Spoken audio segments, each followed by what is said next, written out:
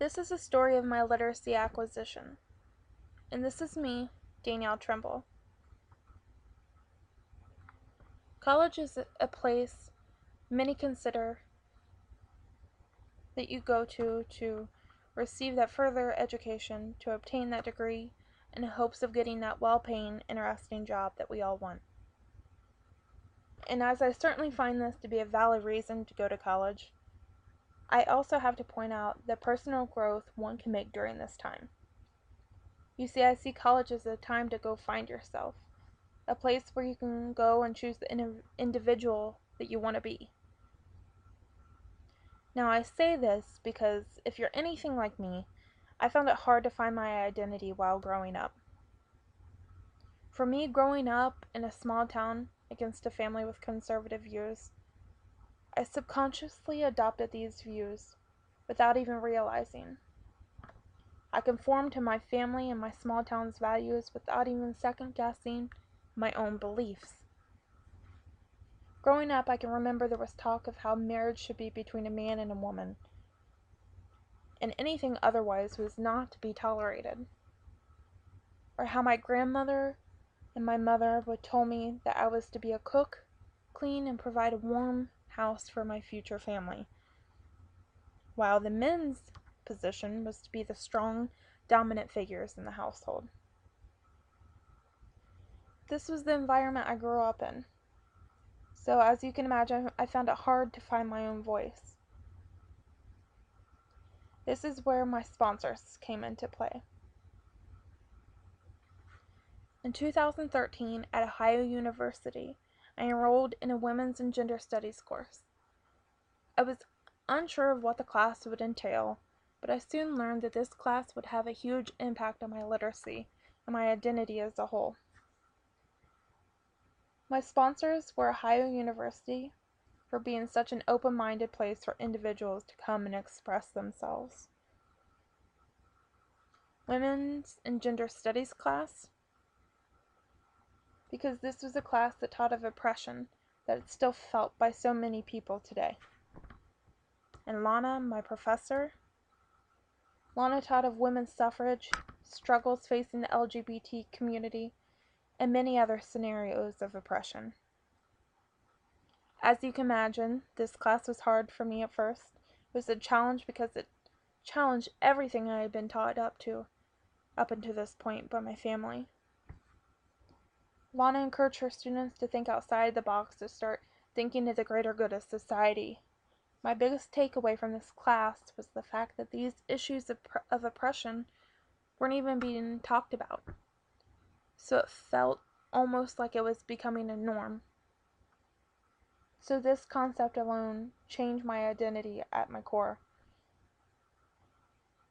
I started to gain my newfound literacy through communication. And this is when I turned to social media as my platform so I could reach as many people as possible. On my social media page, I posted this picture. It's a picture of me pointing to a pin that I received in my Women's and Gender Studies class. I also pointed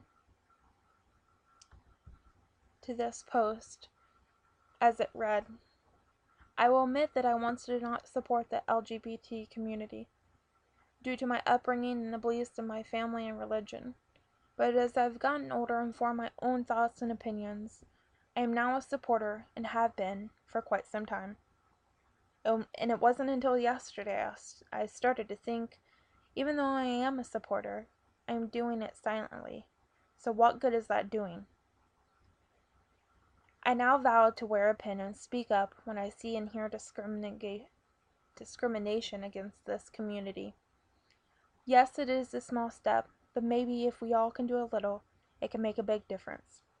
Please share or make your own post to spread the word." This post meant so much to me as it symbolized me gaining my newfound literacy. So I didn't stop there. I posted this video on social media as well. Due to me gaining my newfound literacy of communication, I am able to now contribute to fight against depression. So here's this video I posted. It pertains to the oppression felt by many just by speaking 3 little words, like a girl.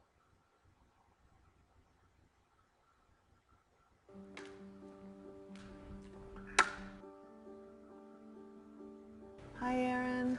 Hi. Okay, so I'm going to just give you some actions to do. I just do the first thing that comes to mind. Show me what it looks like to run like a girl. Looks like hair.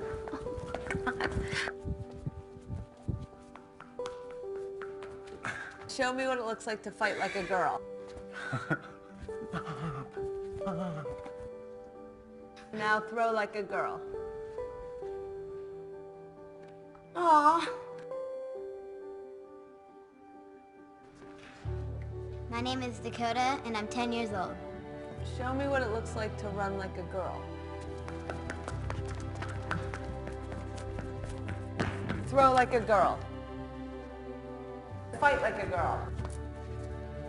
What does it mean to you when I say run like a girl? It means run fast as you can. So do you think you just insulted your sister? No. I mean, yeah, insulted girls, but not my sister. Is like a girl a good thing? Actually, I don't know if it's a bad thing or a good thing. It sounds like a bad thing. It sounds like you're trying to humiliate someone. So when they're in that vulnerable time between 10 and 12, how do you think it affects them when somebody uses like a girl as an insult? I think it definitely drops their self-confidence and really puts them down, because during that time they're already trying to figure themselves out, and when somebody says you hit like a girl, it's like, well, what does that mean? Because they think they're a strong person. It's kind of like telling them that they're weak and they're not as good as them. And what advice do you have to young girls who are told they run like a girl, kick like a girl, hit like a girl, swing like a girl? Keep doing it because it's working. If somebody else says that running like a girl or kicking like a girl or shooting like a girl is something that you shouldn't be doing, that's their problem. Because if you're still scoring and you're still getting to the ball on time and you're still being first, you're doing it right. Doesn't matter what they say. I mean, yes, I kick like a girl and I swim like a girl and I walk like a girl and I wake up in the morning like a girl because I am a girl. And that is not something that I should be ashamed of. So I'm going to do it anyway. That's what they should do. If I asked you to run like a girl now, would you do it differently? I would run like myself. Would you like a chance to redo it? Yeah.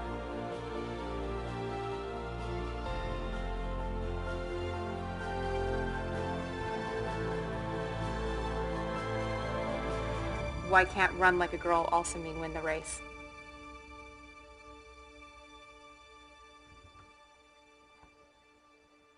This video represented to me that words matter, even if you don't even realize. You should think before you speak. Words alone can change the world. Lastly, I want to share with you a picture I found to be so inspirational.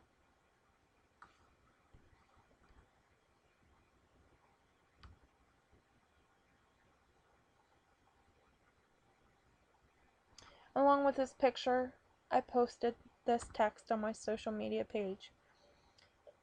It reads, "This picture is somewhat of a continuation of the video I posted a little while ago. I had this picture saved for quite some time as an inspiration for myself, but now I will share.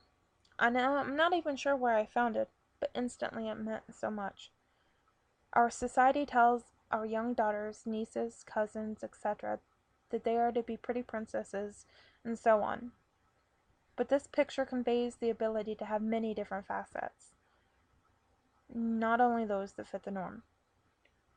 We start to mold our children into the people we think they should be from the very start, but pressuring them to fit the norms and certain standards will only make finding themselves as a young adult that much harder. P.S. I feel the exact same way about boys and men and their pressures, but this video and picture specifically speaks to women and girls. I could go on, and I would be happy to do so, but I'm sure Facebook world would prefer otherwise. So in a nutshell, just think of how damaging pressuring young people to fit norms and standards can be, even if you think it is innocent. This post was meant to show that it is not necessary to fit the norms placed upon us by society, or in my case, family. Altogether, my life has changed tremendously due to my newfound literacy of communication against oppression. So here I am, using my new voice.